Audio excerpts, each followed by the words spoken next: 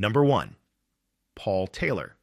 Imagine living in a quiet Liverpool suburb where nothing truly terrible ever seems to happen. A place where families leave their windows open on warm nights, where kids kick footballs against brick walls, and where the biggest drama is usually a neighborly dispute over parking. That was Huyton in the summer of 2005. Ordinary, familiar, safe. But safety can be an illusion, and on July 29th, 2005, that illusion was destroyed in a way that the community would never forget. Paul Taylor was just 17, legally still a child, yet already drifting into the kind of anger, bitterness, and hatred that older men sometimes spend years cultivating. His reputation wasn't good, and those who knew him described a temper simmering beneath the surface. But no one expected what he would ultimately do. And then there was Anthony Walker, 18 years old, a good son, a protective brother, and an ambitious young man with plans that reached far beyond Huyton. He dreamed of becoming a lawyer, of helping people, of building a future rooted in kindness and faith. His teachers admired him. His friends respected him. His family adored him. His life was only just beginning. That evening, Anthony was standing at a bus stop with his girlfriend and cousin, laughing and chatting like any teenager enjoying a warm July night. Then came the shouting. Racist abuse hurled from a group nearby. Anthony didn't raise his voice. He didn't argue back. He did what he had been taught to do his whole life. Walk away. Stay calm. Don't give hate a place to grow. But Paul Taylor and Michael Barton chose hatred. They didn't let Anthony walk away. They watched him leave and saw their moment. They cut across streets and footpaths, following him into McGoldrick Park, Taylor gripping an ice axe, a weapon brought not out of panic, but out of intention. That detail would later matter. It turned the killing from violent into premeditated, from senseless into cold. Inside the quiet park, under the shadows of the trees, Anthony was ambushed. There was no warning, no chance to defend himself. The ice axe was swung with such force that it embedded in his skull. His girlfriend and cousin screamed for help, but it was too late. Anthony collapsed, bleeding heavily, and would die shortly afterward. He never got to start university. He never got to become the man he hoped to be. The nation woke up to the news in shock. The brutality, the motive, the weapon. It wasn't just murder. It was a hate crime of staggering cruelty. The investigation moved with speed and precision. Witnesses recalled the confrontation at the bus stop. CCTV captured movements across the neighborhood. Forensic evidence linked Taylor to the weapon and the attack. As pressure mounted, Taylor and Barton fled to Amsterdam, a move that only heightened suspicion. But they didn't get far. Within days, they were tracked down, arrested, and brought back to the UK. During questioning, their stories fractured. They blamed each other. They contradicted themselves. And the evidence kept piling up. Eventually, Paul Taylor had nowhere left to run. Not physically, not legally, not morally. At Liverpool Crown Court, he pleaded guilty to murder. The judge described the crime as a racist attack of feral savagery, words rarely used in British courtrooms. Taylor received life imprisonment with a minimum of 23 years. Barton received a 17-year minimum for his role in the attack. Then came one of the most emotional moments of the trial, the statement from Anthony's mother, G. Walker. Instead of rage, she spoke of forgiveness, not to excuse the killers, but to prevent hatred from taking another life, another soul. Her strength, dignity, and compassion became one of the most powerful responses to a hate crime ever seen in the UK. Today, Paul Taylor remains behind bars, his earliest possible release date falling somewhere in the late 2020s or beyond. His name has become synonymous with the destructive power of unchecked racism. But Anthony's name means something very different. His family established the Anthony Walker Foundation, an organization dedicated to fighting racism, educating young people, and building a society where what happened in McGoldrick Park never happens again.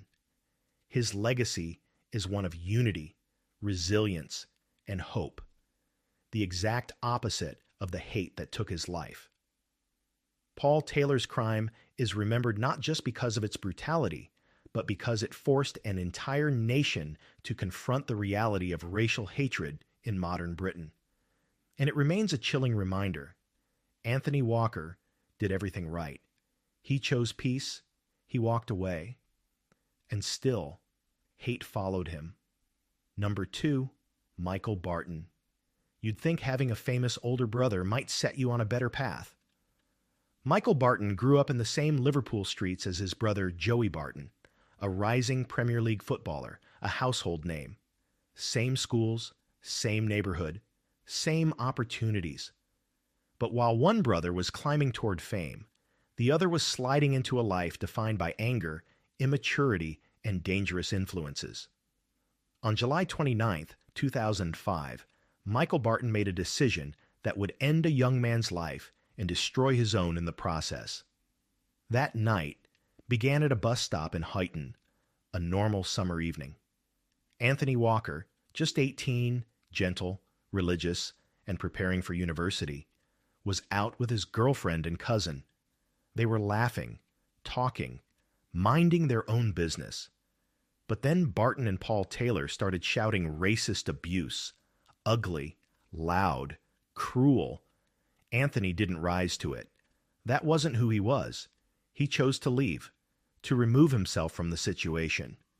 He walked away, literally choosing peace over conflict. But peace wasn't what Barton and Taylor wanted.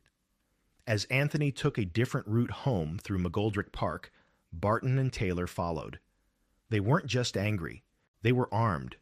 They brought an ice axe, a weapon you don't carry unless you intend to hurt someone. Barton didn't hold the axe when the blow was struck, but he was right there, encouraging Taylor, part of the chase, part of the plan. Under UK joint enterprise law, that made him just as responsible. In the shadows of the park, Anthony was ambushed. The axe was driven into his skull with such force that it remained embedded. Anthony collapsed, fatally wounded, as his girlfriend and cousin watched in horror. He would later die in hospital. The brutality stunned the country, a racially motivated killing carried out with chilling determination. The investigation that followed was swift. Witnesses came forward. CCTV traced movements. Barton and Taylor attempted to flee the country, trying to escape responsibility, but they were captured and brought back to Liverpool. During interrogations, their stories crumbled. Contradictions, blame-shifting, excuses. None of it mattered. The evidence was too strong. In November 2005, at Liverpool Crown Court, Michael Barton pleaded guilty to murder. The judge condemned the attack as an unprovoked and vicious racist killing, highlighting Barton's role not as a bystander, but as an active participant. He was given a life sentence with a minimum term of 17 years and 8 months. Then came the moment that shook the courtroom. The words of Anthony's mother, G. Walker.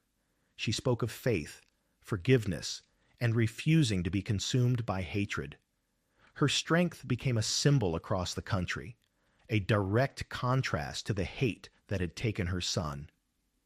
Years passed. While Anthony's family poured their grief into building the Anthony Walker Foundation, Barton sat in a cell, growing older, facing the reality of what he had done. He entered prison a teenage boy. He left in 2022 a middle-aged man, released on license after serving his minimum term. He now lives under strict parole conditions, his future forever defined by that one night. His brother Joey has spoken openly about the shame and pain the family carries, how one act of racist violence tore through two families, the Walkers, who lost a brilliant young man, and the Bartons, who must live with the consequences of a murder committed by their own. What lingers is this: Michael Barton had choices. He had opportunities. He had a life ahead of him. Anthony Walker had all of that too, and more, but his was taken from him. Barton gets to grow older. Anthony doesn't. And that is the tragedy at the center of this case. A life stolen, a future erased, all because hatred won for one terrible moment in McGoldrick Park. Number 3, Steven Stanko. Some killers blend into society with frightening ease. They smile, they shake your hand, they make you believe they're perfectly normal, even trustworthy. Steven Stanko was one of those people. Intelligent, articulate, well-spoken. He read books, held conversations that made him seem cultured, even humble. To many, he looked like a man rebuilding after mistakes. But behind those calm eyes was someone who had already proven what he was capable of. Someone who had once kidnapped a woman and tried to choke her to death. When Stanko walked out of prison in 2004, after serving 8 years, he played the part of the reformed man flawlessly. He got a library job, dated, made friends, told people he was writing a book. He charmed his way into new social circles. To some, he was even inspirational, a man who had turned his life around. But you can only pretend for so long. By early 2005, Stanko was living with his girlfriend, Laura Ling, in Socastee, South Carolina. She was a nurse, compassionate, respected, someone who dedicated her life to helping others. Friends said she genuinely believed Stanko was a changed man. She let him into her home, her life, and her trust. Then came April 8th, 2005. What happened inside Laura's home that day remains known only to Stanko, but the aftermath told the story. Stanko snapped, or perhaps the change had been nothing but a mask. He attacked Laura with a level of violence so extreme that investigators later struggled to describe it. She was stabbed repeatedly in a frenzy that suggested long-held rage rather than sudden impulse. Laura Ling never stood a chance. But Stanko wasn't finished. After killing her, he calmly took her car and drove nearly 20 miles to Murrells Inlet, to the home of 74-year-old Henry Lee Turner, a quiet, retired man who had hired Stanko for odd jobs around the house.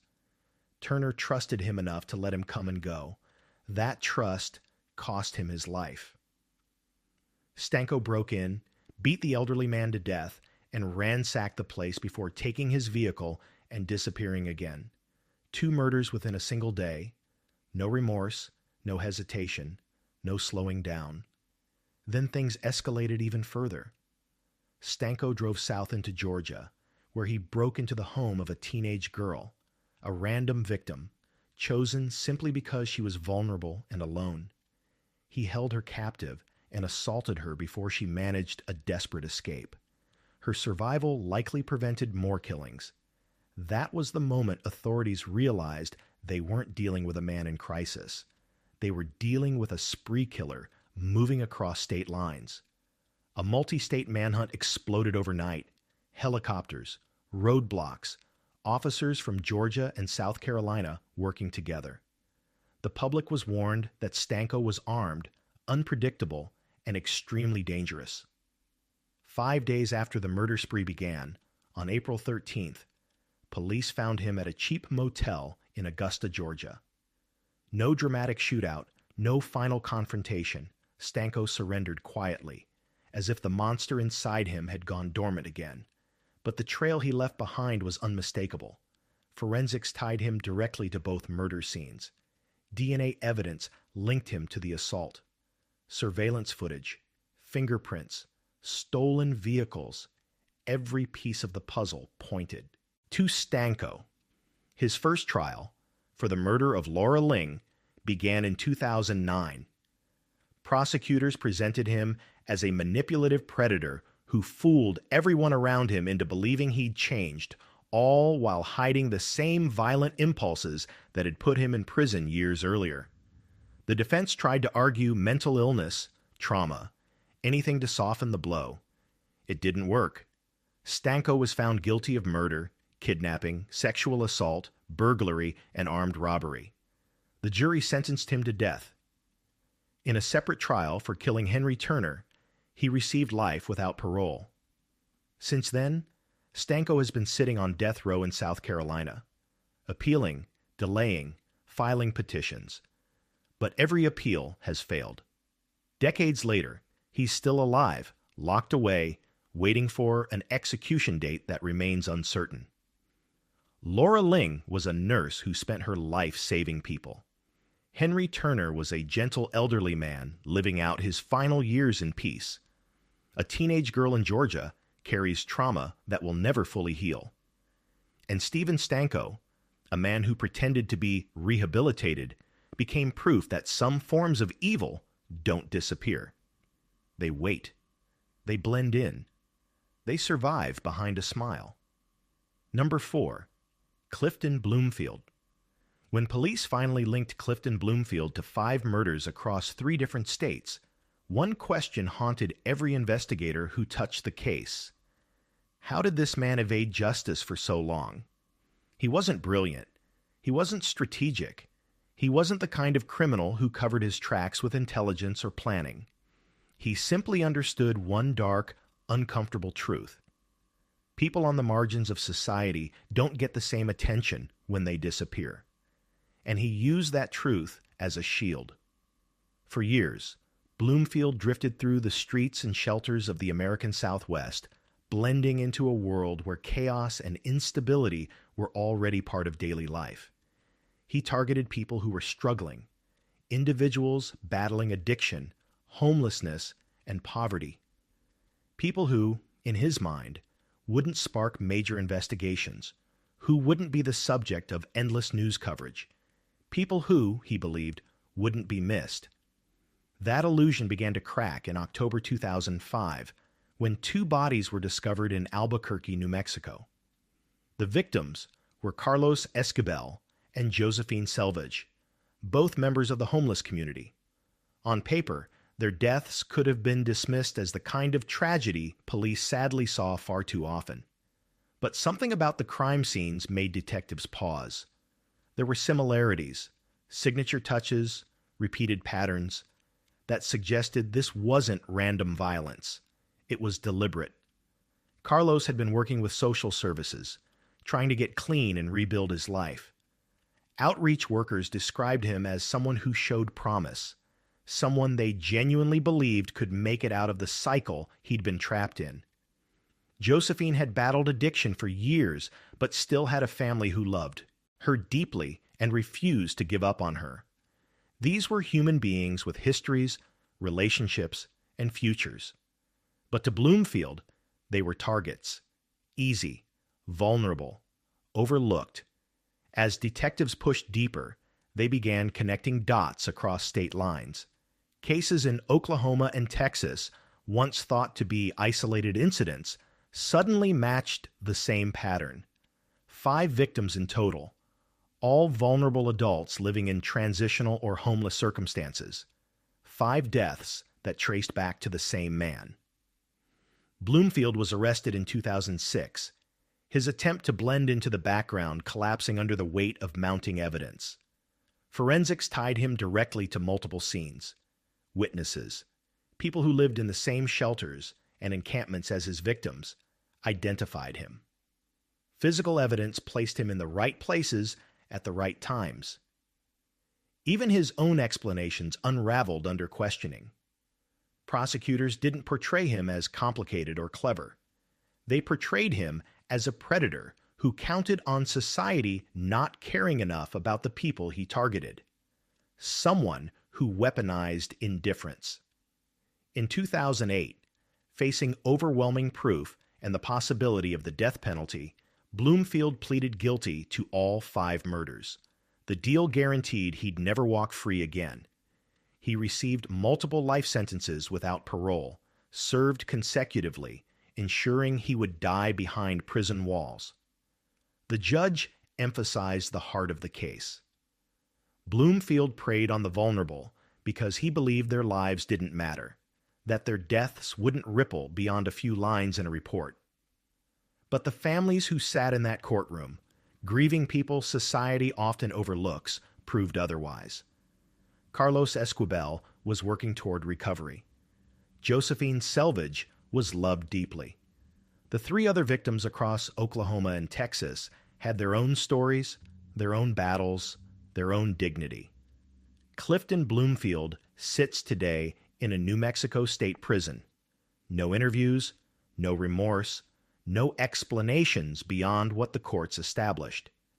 And while he fades into obscurity, the consequences of his crimes linger in the lives of families who lost fathers, daughters, brothers, and friends. Bloomfield saw 5 disposable lives. But the truth, the one he never counted on, is that the rest of us see 5 human beings whose stories prove why we can't afford to ignore those living in society's shadows. Number 5, Joran van der Sloot picture. A tropical paradise. White sand beaches, crystal blue water, tourists from around the world looking for the perfect vacation. Aruba in May 2005 seemed like the kind of place where nothing truly terrible could happen.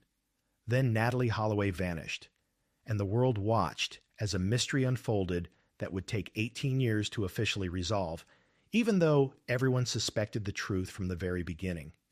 Natalee was 18, just graduated from high school in Alabama, on a senior trip with classmates. She was responsible, well-liked, the kind of daughter who checked in with her parents. On the night of May 30th, 2005, she was seen leaving a bar with 3 local young men.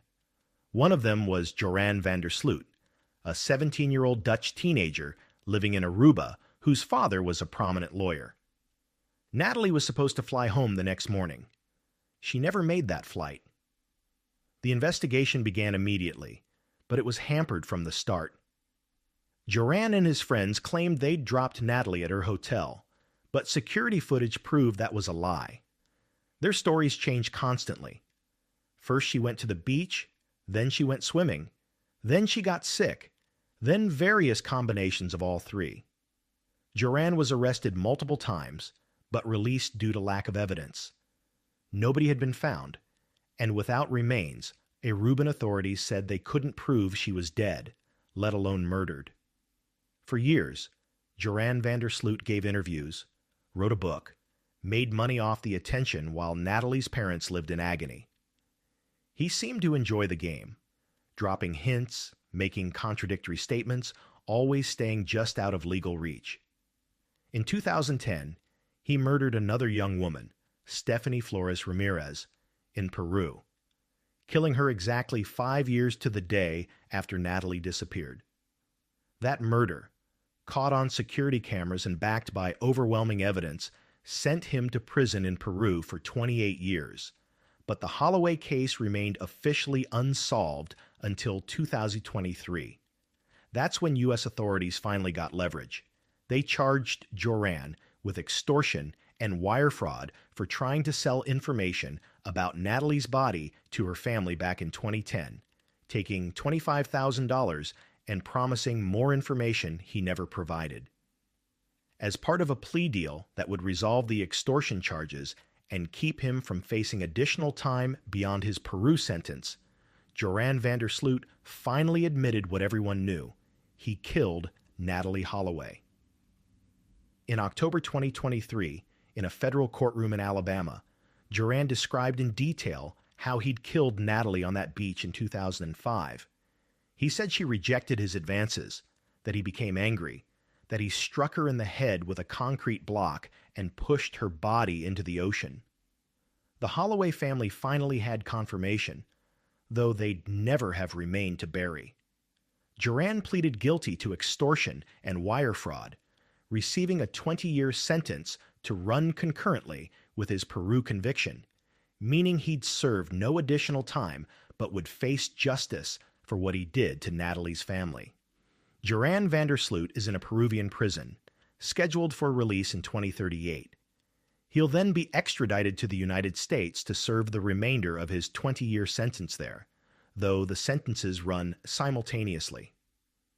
Beth Holloway, Natalie's mother, spoke after the plea hearing about finally knowing what happened to her daughter, about 18 years of not knowing where her child was. Natalie Holloway was 18 years old, on vacation with friends, excited about starting college. She trusted the wrong person on the wrong night.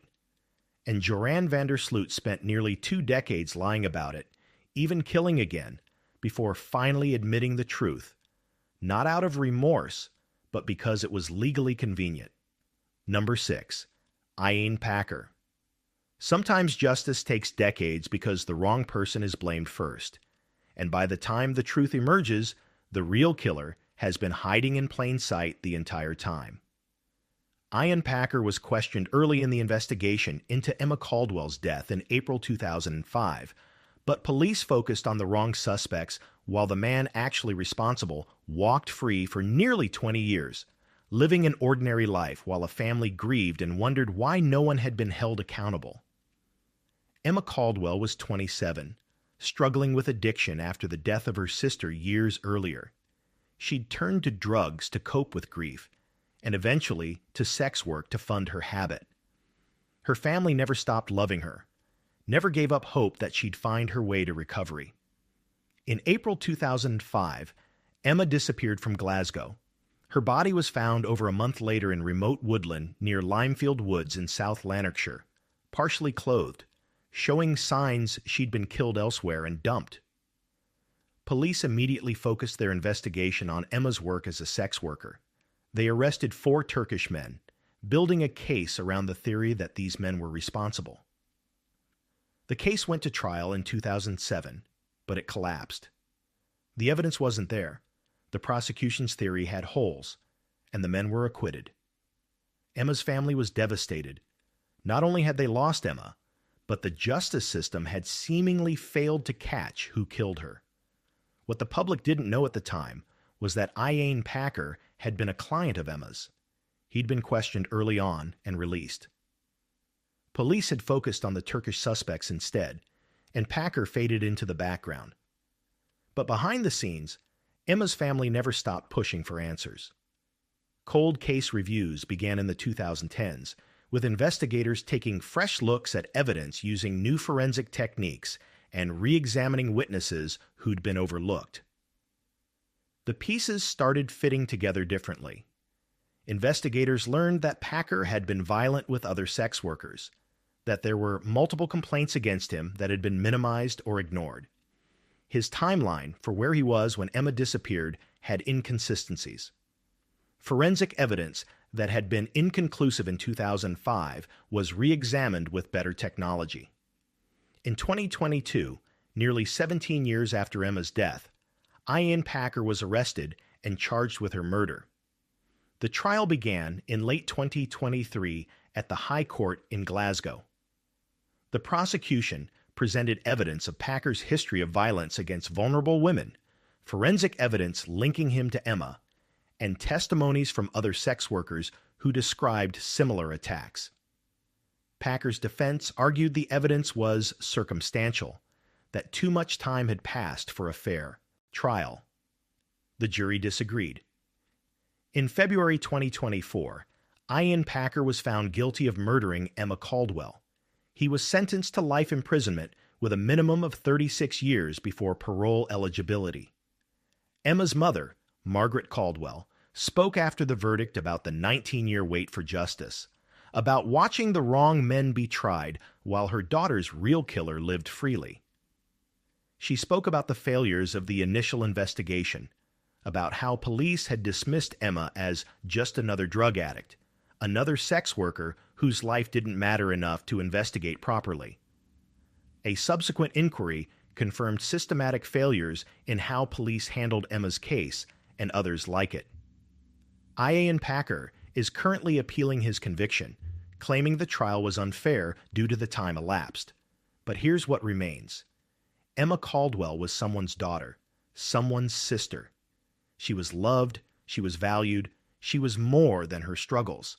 And for 19 years, the man who killed her lived as a free man because the people investigating her death didn't look hard enough at the right suspect. The Caldwell family's persistence, their refusal to let Emma be forgotten, is the only reason Packer is behind bars. That's something to remember when we talk about whose lives we think matter enough to pursue justice for. Number 7. Joseph Edward Duncan III. There are crimes so disturbing that even seasoned investigators struggle to discuss them without emotion. Joseph Edward. Duncan III committed acts of such calculated evil that his name became synonymous with the worst of human capability. By 2005, he'd already spent time in prison for crimes against children, already proven what he was capable of. He should never have been free. That he was on supervised release when he committed the Groene family murders represents a catastrophic failure of the justice system. In May 2005, Duncan was living in North Dakota, technically under supervision, but effectively unmonitored. He'd been watching the Groene family home in Coeur d'Alene, Idaho, stalking them, planning something unthinkable. On the night of May 16th, he broke into their home armed with a shotgun and zip ties. Inside were Brenda Groene, her boyfriend Mark McKenzie, and Brenda's 3 children, 13-year-old Slade, 9-year-old Dylan, and 8-year-old Shasta. Duncan bound and executed Brenda, Mark, and Slade, shooting them at close range. Then he kidnapped Dylan and Shasta, driving them to a remote campsite in Montana where he held them captive for nearly 7 weeks. What he did to those children during that time, the details that emerged later through evidence and testimony, is beyond what most people can comprehend. Duncan documented his crimes, filmed them, and seemed to derive pleasure from recording his own evil. On July 2, 2005, Duncan made a mistake. He brought Shasta to a Denny's restaurant in Coeur d'Alene. A waitress recognized her from missing person alerts that had been broadcast continuously since the murders. She contacted the police immediately. Law enforcement responded fast, arresting Duncan at the scene. Shasta was alive, traumatized beyond measure, but alive. Dylan was not. Duncan eventually admitted he'd murdered the 9-year-old boy days earlier, though he never disclosed where he'd hidden the body. The evidence against Duncan was overwhelming and horrifying. The videos he'd made, forensics from the murder scene, Shasta's testimony, physical evidence from the campsite where he'd held the children. Duncan confessed to the Groene family murders and to Dylan's murder, but that wasn't all. Investigators connected him to unsolved cases going back decades, including the 1997 murders of 2 children in California. He'd been killing for years, targeting the most vulnerable. Joseph Duncan was tried in federal court because he'd crossed state lines with kidnapped children. In 2008, he was convicted on multiple federal counts, including kidnapping, murder, and crimes against children. He was sentenced to death. In a separate Idaho trial, he received multiple life sentences plus additional death sentences. During sentencing, he claimed to be remorseful, but his writings and recordings told a different story. They showed someone who understood exactly what he was doing and chose to do it anyway. Duncan died in March 2021 from brain cancer while on federal death row in Indiana. He never faced execution, never experienced consequences proportional to what he'd done. He never revealed where Dylan Groene's remains were hidden, denying the family even that closure. Shasta Groene, who survived and testified against Duncan, has spoken as an adult about the lifelong impact of what happened to her, about losing her mother, brother, and the life she should have had. Here's what haunts anyone who looks closely at this case. Joseph Duncan had a documented history of violent crimes against children.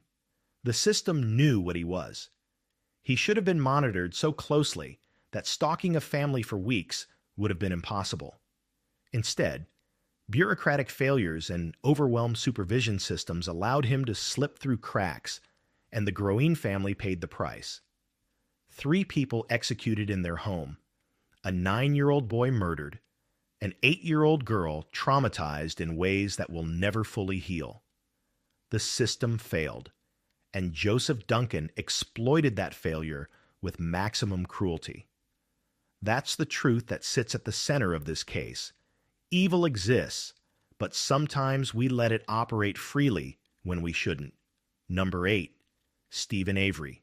Few true crime cases have captured global attention quite like the murder of Teresa Halbach and the conviction of Stephen Avery, a case so complex and controversial that it sparked a documentary phenomenon and ongoing debates about justice, evidence, and whether the truth was ever really established. Stephen Avery's name is now inseparable from questions about whether an innocent man was imprisoned or whether a guilty one successfully convinced millions of his victims. Stephen Avery had already spent 18 years in prison for a crime he didn't commit, a wrongful conviction for assault that was overturned by DNA evidence in 2003. He was in the process of suing Manitowoc County, Wisconsin, for $36 million for that wrongful imprisonment when Teresa Halbach disappeared on October 31st, 2005. She was a 25-year-old photographer who'd come to the Avery family's auto salvage yard to photograph a vehicle for Auto Trader magazine. It was the last place she was seen alive. Teresa's vehicle was found days later on the Avery property, partially concealed. Inside were traces of her blood. Stephen Avery became the immediate focus of the investigation, particularly because of his ongoing lawsuit against the very county investigating him. The case became even more complicated when investigators found burned remains in a fire pit behind Avery's trailer, remains later identified through DNA as Teresa Halbach. A key belonging to Teresa was found in Avery's bedroom, and his blood was discovered inside her vehicle. The prosecution's theory was straightforward. Avery lured Teresa to the property, attacked and killed her in his trailer or garage, then burned her body to destroy evidence. The defense argued something more sinister, that Avery was being framed by law enforcement who wanted to discredit him and eliminate his lawsuit. They pointed to investigators who should have been recused due to conflicts of interest, to evidence that appeared after previous searches had found nothing, to the key that somehow materialized in a bedroom that had already been thoroughly examined. Stephen Avery's trial began in 2007. The prosecution presented forensic evidence, testimony about Avery's behavior on the day Teresa disappeared, and expert analysis of the burned remains. The defense presented their frame-up theory, highlighting procedural irregularities and questioning how evidence was collected and by whom. The jury deliberated and found Stephen Avery guilty of first-degree intentional homicide, mutilation of a corpse, and illegal possession of a firearm. He was sentenced to life in prison without the possibility of parole.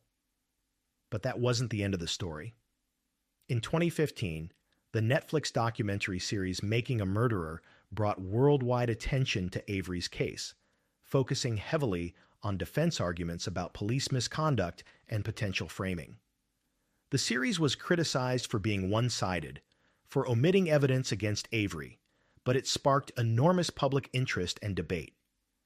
Avery's current attorney, Kathleen Zellick, has filed multiple appeals arguing new evidence proves his innocence, including claims about the timing of events and alternative suspects. Those appeals have been consistently denied by Wisconsin courts. Prosecutors maintain the evidence against Avery is overwhelming when viewed in totality, not cherry-picked. Teresa Halbach's family has stated publicly that they believe justice was served, that Avery is guilty, and that the constant appeals and media attention re-traumatize them by keeping the case in the public eye. Stephen Avery remains in Waupun Correctional Institution in Wisconsin, still maintaining his innocence, still fighting appeals. The case divides people sharply. Some believe he's a wrongfully convicted man whose past made him an easy target for corrupt police. Others believe he's a murderer who successfully manipulated public opinion through the media. Here's what's certain. Teresa Halbach was 25 years old, building her photography business, living with her family. She went to do a job and never came home.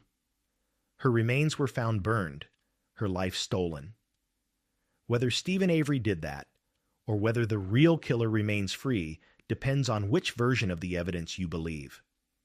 And that uncertainty, that divide between what was proven in court and what people believe, might be the most lasting impact of this case. Number 9. Brendan Dassey. Imagine being 16 years old, with intellectual limitations that make you vulnerable to suggestion, and finding yourself in an interrogation room with experienced detectives asking about your involvement in a murder. Imagine those detectives telling you they already know what happened. They just need you to confirm it, that helping them is the only way you can help yourself. Now imagine those statements you make, statements you'll later claim were coerced and fabricated, become the basis for a conviction that puts you in prison for life. That's the story of Brendan Dassey. Brendan was Stephen Avery's 16-year-old nephew, living in a trailer on the same family property in Manitowoc County, Wisconsin.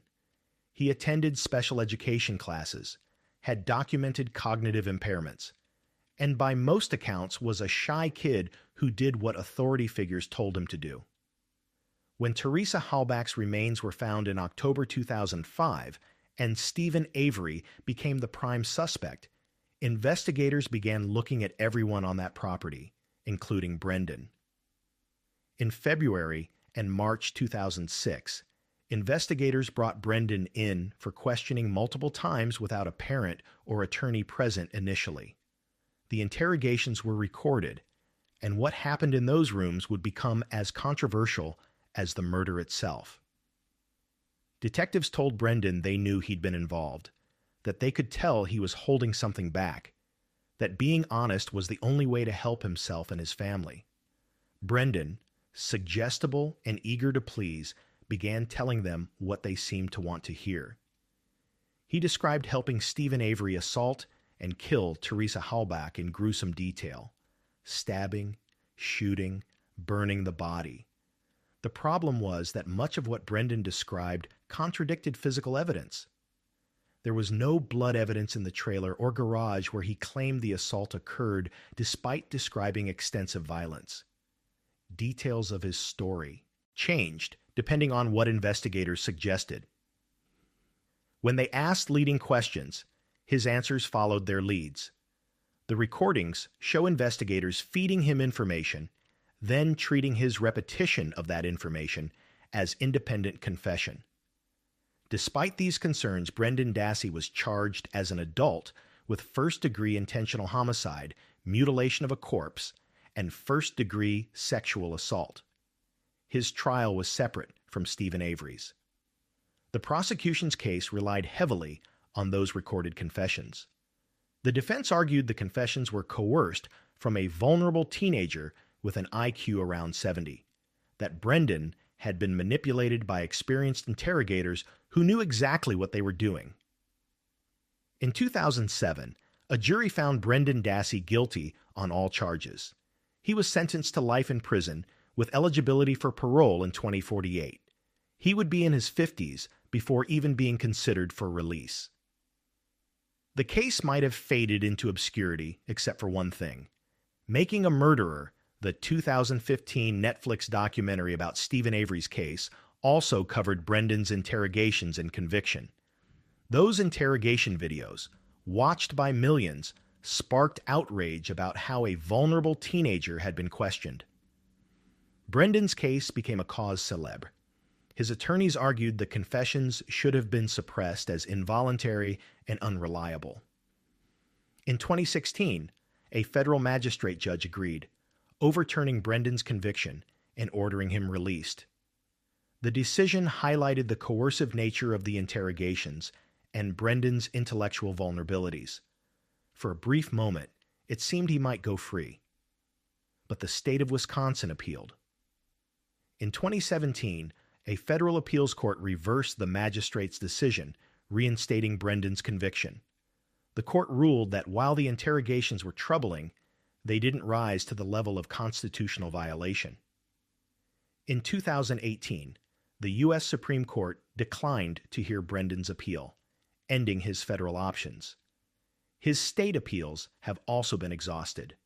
Brendan Dassey remains in prison at Oshkosh Correctional Institution in Wisconsin, serving a life sentence. His earliest possible release date is 2048. He maintained his innocence, claiming he only confessed because police told him what to say, and he believed he'd get to go home if he cooperated. The Halbach family believes he was involved in Teresa's murder. That justice was appropriately served. Here's what makes this case particularly troubling. Even if you believe Stephen Avery is guilty, even if you believe the physical evidence points conclusively to him, Brendan Dassey's case raises questions about how we interrogate vulnerable suspects. The recordings show a teenager with intellectual disabilities being questioned without proper safeguards, making statements that contradict physical evidence. Yet those statements became the basis for a life sentence. Whether Brendan Dassey helped kill Teresa Halbach, or whether he told police what they wanted to hear to make them happy is a question that might never be definitively answered. But he's been in prison since he was 17 years old. And unless something changes dramatically, he'll likely spend the majority of his life there based on confessions that experts in coercive interrogation techniques say are textbook examples of false confessions from vulnerable suspects. That's worth thinking about, regardless of where you stand on his guilt or innocence. Number 10. Dennis Rader. For 31 years, Wichita, Kansas lived under a shadow. Between 1974 and 1991, a serial killer stalked the city, murdering 10 people with such cruelty that the crimes seemed almost choreographed for maximum psychological impact. He called himself BTK, bind, torture, kill, and taunted police and media with letters describing his crimes. Then he went silent. For over a decade, no one knew if BTK was dead, imprisoned for other crimes, or simply waiting. The answer, when it finally came in 2005, shocked everyone. He'd been living among them the entire time, hiding in plain sight as a church leader and compliance officer. Dennis Rader was born in 1945, grew up in Kansas, served in the Air Force, married, had 2 children, and to all appearances was an ordinary suburban dad. He was active in his Lutheran church, served as a Cub Scout leader, and worked for the city of Park City as a compliance officer enforcing local ordinances. Neighbors described him as a bit rigid, maybe overly concerned with rules, but fundamentally normal. No one suspected that the friendly church president had murdered 10 people. His first murders occurred in January 1974 when he broke into the Otero family home, binding and killing Joseph, Julie, and 2 of their children, Josephine and Joseph II. The brutality was extreme, the scene calculated to shock, but it wasn't rage or loss of control. Rader later described planning the murders, stalking the family, and preparing his materials. He chose them, he later said, because the mother was attractive, and he wanted to fulfill his fantasies. After the murders, he took items from the scene as trophies. Over the next 17 years, BTK struck periodically. He killed Catherine Bright, Shirley Vian, Nancy Fox, Maureen Hedge, Vicky Wiegerle, and Dolores Davis. Between some murders were years of silence. Then he'd strike again. He sent letters to the media and police, giving himself the BTK name, describing his crimes in disturbing detail, demanding recognition for his work. He wasn't just killing, he was performing, seeking attention and credit. Then, in 1991, BTK vanished. No more murders with his signature, no more letters. Investigators wondered if he'd died or been imprisoned for unrelated crimes. The cases went cold. Wichita slowly began to believe the nightmare was over. In 2004, everything changed. BTK started communicating again, sending packages to the media with items from old crime scenes and new letters. He wanted attention again, wanted people to remember him. It was a stunning and unexpected return. Police launched a renewed investigation using modern forensic techniques not available in the 70s and 80s. They also did something clever. They engaged BTK, making him feel important, stroking his ego, encouraging more communication. Rader couldn't resist. He sent more packages, more letters. He asked police in one communication if they could trace a floppy disk if he sent it. They told him no, they couldn't. He believed them and sent a disk containing a deleted document with metadata that included the name Dennis and a link to Christ Lutheran Church. Investigators traced this to Dennis Rader immediately. They also obtained DNA from his daughter's medical records and matched it to DNA recovered from crime scenes. They had him. On February 25, 2005, Dennis Rader was arrested while driving. He was stunned, later saying he couldn't believe they'd lied about the floppy disk traceability. He confessed almost immediately, seemingly proud to finally get credit for his crimes. He described each murder in detail, showed police where he'd hidden trophies, explained his methods and motivations with disturbing matter-of-factness. Because Kansas had no death penalty statute in effect at the times of BTK's murders, Rader couldn't be sentenced to death. Instead, in August 2005, he pleaded guilty to 10 counts of first-degree murder and was sentenced to 10 consecutive life sentences with a minimum of 175 years before parole eligibility. During his sentencing hearing, Rader showed no genuine remorse. He talked about his crimes like someone describing a hobby, referring to his victims as projects. Dennis Rader is serving his sentences at El Dorado Correctional Facility in Kansas, where he'll remain for the rest of his life. He's given multiple jailhouse interviews over the years, always eager to talk about himself, his crimes, his importance. His daughter, who knew nothing of his crimes, has spoken about the trauma of discovering her father was BTK, of having to reconcile the dad she knew with the monster he actually was. Here's what stays with you about Dennis Rader.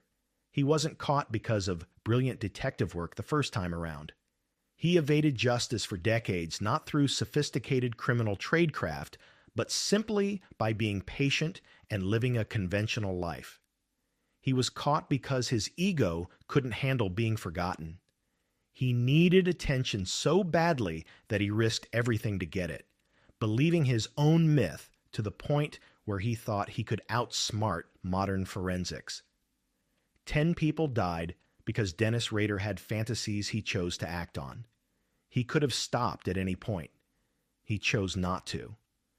And for 31 years, Wichita, Kansas, lived in fear of someone who was their neighbor, their code enforcement officer, their fellow church member.